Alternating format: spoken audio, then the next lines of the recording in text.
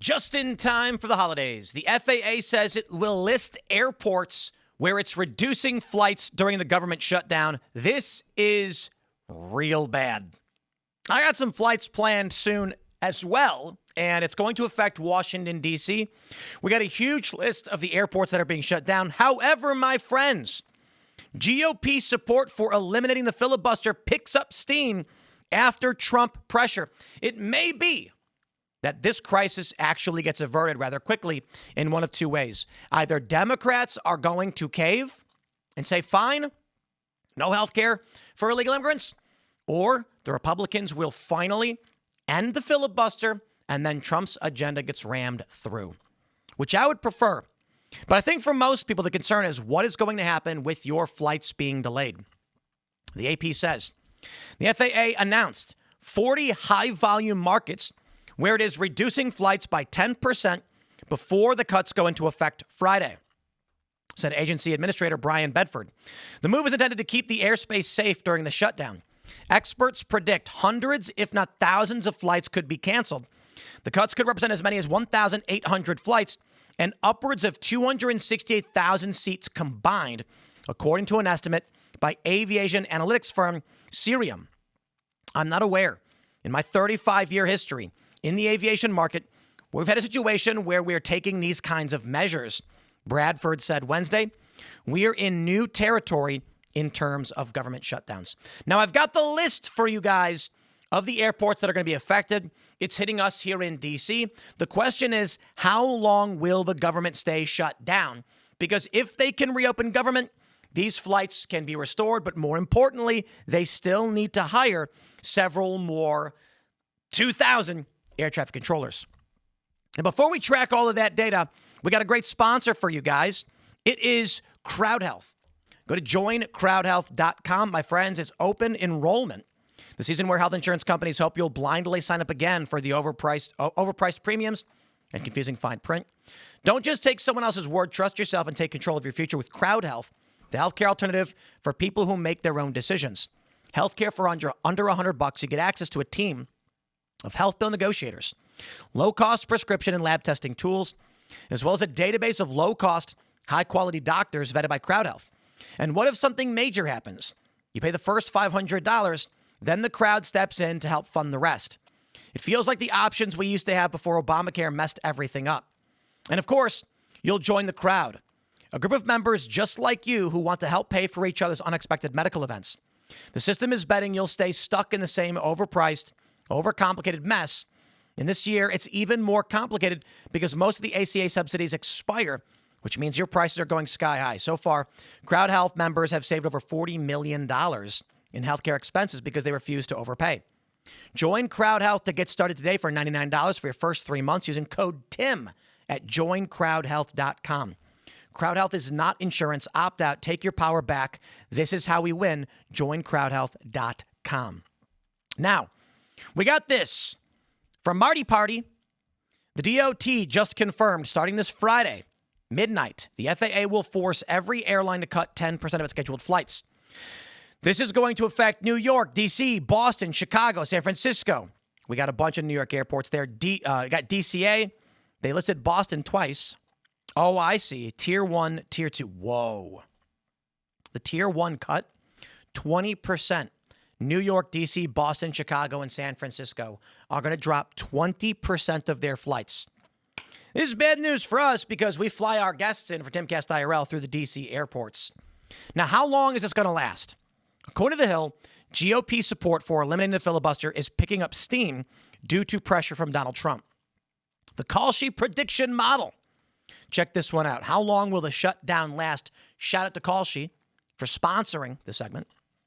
48.1 days, meaning we've got about a week and a half before this opens up. The prediction then is that your flights are going to get canceled and delayed, and expect it to get bad.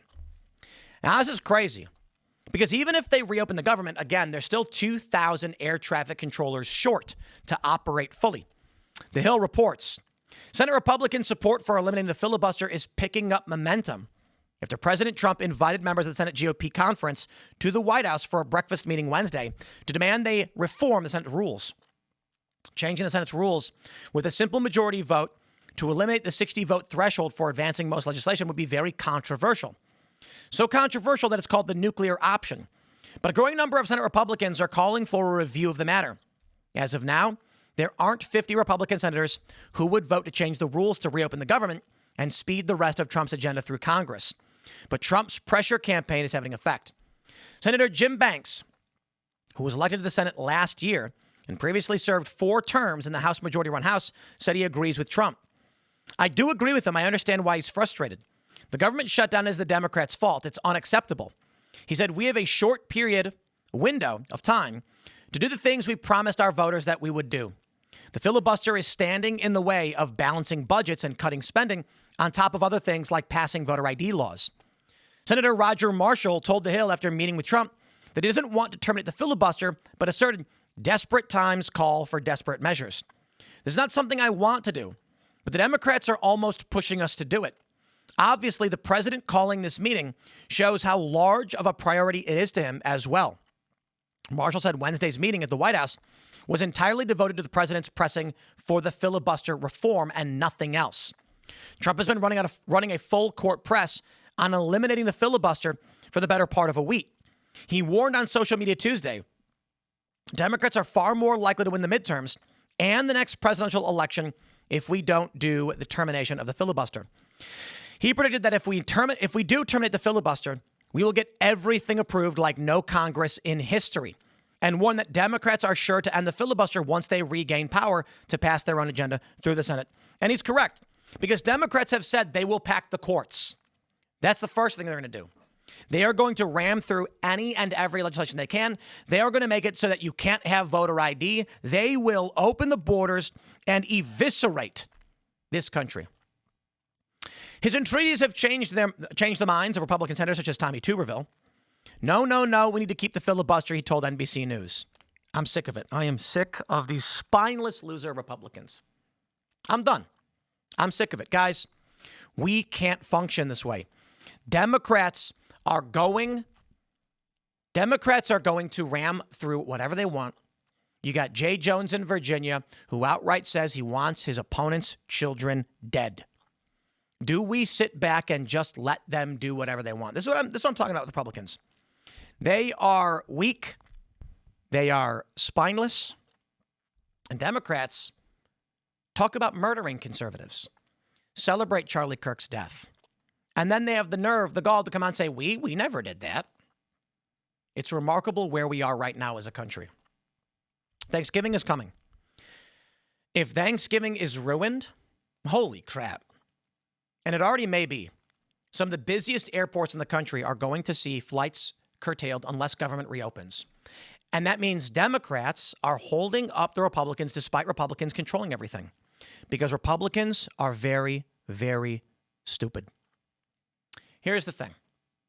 Republicans control government. Democrats have played this angle saying Republicans could open the government if they want to. Your average person doesn't know or pay attention, so they don't understand the filibuster. Democrats have actually argued, so end the filibuster, and they should. There's this argument. If Republicans end the filibuster, then Democrats, when they get in, will do whatever they want. It's almost like talking to people who are cognitively disabled. 51 votes in the Senate will end the filibuster. So Democrats can do it if they get control of the Senate, and they will. So what is the argument for not doing it? Republicans have consistently let Democrats do whatever they want. And I think that's the game. I think that's the game that they're playing. The strategy from Republicans is keep going slow so that Democrats can do whatever they want, and they are a minor speed bump, a pressure release valve, as it were. They don't actually intend to solve any of these problems. They want to claim they are, but go slow enough so that nothing changes and Democrats get through their agenda. And that'll be the end result of Trump's 4 years. His second term, people who are angry with the Biden administration's failures see a Republican Party that gets nothing done. So why vote for him? What's the hope? Now, don't get me wrong. I mean, Democrats are going to burn everything to the ground. But regular people are just like, it just gets worse no matter what we do, so they're going to bow out. It's a big story that's happening right now that I think people aren't really paying attention to. There are many, many people in this space who are already disappearing. And I think I'm going to cover that in the next segment. I don't want to name names, but there are many people on the right that are disappearing. And you're not going to see it. It's going to be light at first. And then soon, eventually, you'll start to notice it.